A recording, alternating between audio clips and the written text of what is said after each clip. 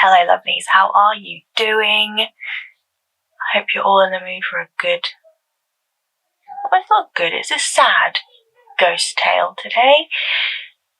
I'm sorry it's taken a while to do some videoing, but it's just been a weird week of headache after headache after headache.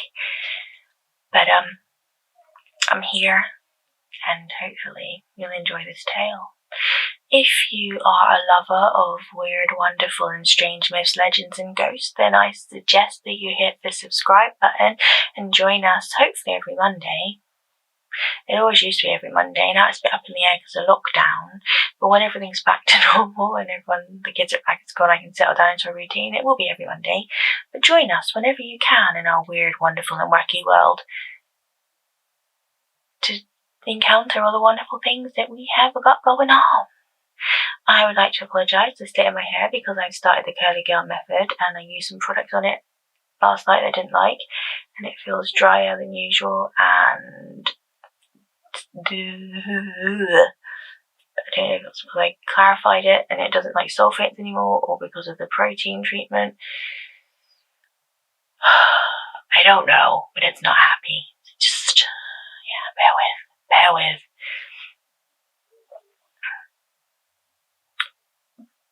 But, yeah, I think this is going to be a good episode. So, welcome once again to another episode of Ghosts.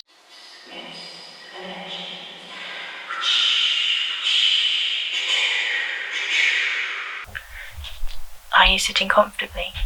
Shall we begin? Our tale takes place on a cold February in 1815. It was the winter before Waterloo, and a young drummer boy had fallen hopelessly in love with a village girl. Now, this relationship was frowned upon because she was richer than he was, and they did not want them to be together. But, as usually happens, love prevails, and you can't find a way to break two love birds apart. And the thing was no different for these pair, who planned to marry when the young drummer boy came back from his duties in war. When he came back from his war journey, his war expeditions, after he'd been away at Waterloo, they would be married. This took place in Norfolk at the Hinkley Broads, and on cold winters, the Broads freeze over completely, and this was a perfect way for the young drummer boy to secretly see his beloved. She would wait for him at a little hut on the edge of Swimcoots at Hinkley Broads, and he would skate out on the frozen Broads, which when the sun set and the stars came out on a cold, crisp night, was just like the gods had laid an icy crystal road out for them to be together. He'd put his skates on, and he'd wear his uniform to be all smart for her, and he'd take his kettlebell, and he'd glide out across the Broads, and as he reached the hut, he'd play a little tune on his kettlebell for her to know he was coming near, and then she'd leave the hut and wait for him on the shoreline. And they did this many's a night, having many a lovely evening and night and planning their dreams, and like lovers do. We all like to plan what we're going to do and weddings and how life is going to be. You don't want to think of the bad things that could happen. I'm sure both of them in the back of their minds thought something bad could happen with him going off to war. I mean, drummers, you always want to say drummer boys, but the drummers were easy to spot in their bright uniforms and were usually some of the first ones to get picked off by the French army, because obviously drummers told people different messages in their drum beats and different codes and where to be and rallied the troops. But alas, it wasn't to be Waterloo that broke up this besotted pair. That night in February, he'd been warned against going out to see her. Not by people that wanted to keep them apart, but people that knew about the weather and the ice, and people that probably actually cared and was like, you shouldn't be going out on this night. For the ice, though thick,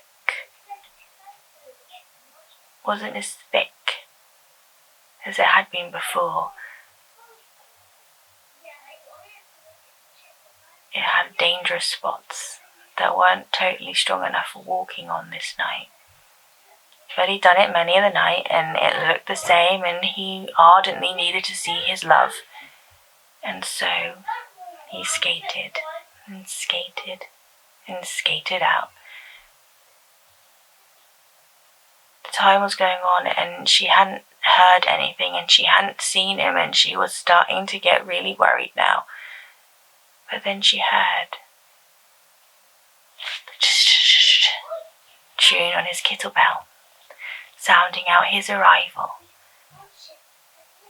And she went to the shore and stood there waiting for him in the cold. She saw him gliding to her. He looked more ethereal and cold than he had done before, and shivered and looked forlorn. But she reached out her hand to help guide him back to the shore like she had many nights before. But as she reached him and his hand reached out to hers, it was cold and turned to water, and he disappeared. He had managed to keep his rendezvous, if only for a brief moment. His ghost, not totally realizing that he had passed in that treacherous ice that night, had still managed to reach the shore to see his beloved. Now some say that he was pulled out the next day. His yellow and scarlet uniform give away of who this young man was that drowned in the ice. But some say it wasn't until a few days later, because all through the ice hadn't only been thick enough for walking on that night. It was too hard for boats to get through. But either way, his uniform showed who he was. And ever since that night, on cold Februaries, when Hinkley Broad is frozen over, you sometimes catch glimpses of our drummer boy gliding out to that little hut, or the spot where the hut was, to meet his beloved. And if you don't see him, I'm sorry, screaming in the background. And if you don't see him, you hear his kettle drum hammering out a tune that sounds like a heartbeat forever lost in a love that would never come to pass, but a heart that still beats so true for the woman he never had that life with that they so wanted. Now remember, this took place at Hinkley Broads in Norfolk, and it's a cold February like we've had at the minute. So when lockdown's over and you get the chance, maybe go visit and see if you can see a dashing scarlet and yellow uniformed young man gliding across the Broads at night. Or maybe you'll hear his drum and feel the sadness in your heart, knowing that he could never have his love or his wife, and he's doomed to travel this path forever. And if that doesn't thaw an icy heart, I don't know what does. If you like this little tale, even though it's quite sad, then give us a thumbs up, hit the subscribe, hit the ding-a-ling, and come here to hear many more legends, myths, and little ghostly tales like this. I'm also thinking of doing another little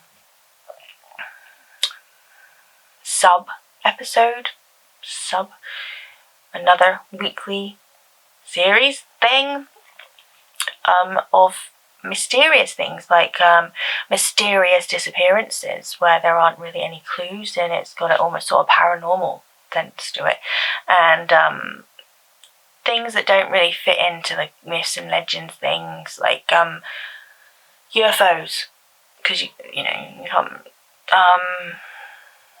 human combustion, things like that. If you think that's a good idea, it's something you'd like to listen to or watch, then let me know in the comments below. I could do maybe an episode or something and see how if it's taken, if people like it, let me know. I'm quite into all that as well, so it could be quite a different thing to do and give me some different things to do. Gives me something to do or some research. Anyway, I hope you liked our little tale of the sad drummer. Tales like that break your heart. They do to me anyway. It's the tragedy of it, the never-ending fulfillment of a love that could have been if it hadn't been for that tragic evening. But then, maybe in a way it was kind, and maybe it did save him a fate that could have happened to him at Waterloo. I can't imagine that would have been a nice way to die. Especially if it wasn't quick, and the kind of medicines they had and doctors and that back then, maybe it would have been better to drown quickly in the ice. But still, I mean, he might have been lucky in Waterloo. We'll never know. But hopefully one day he'll get the peace that he needs.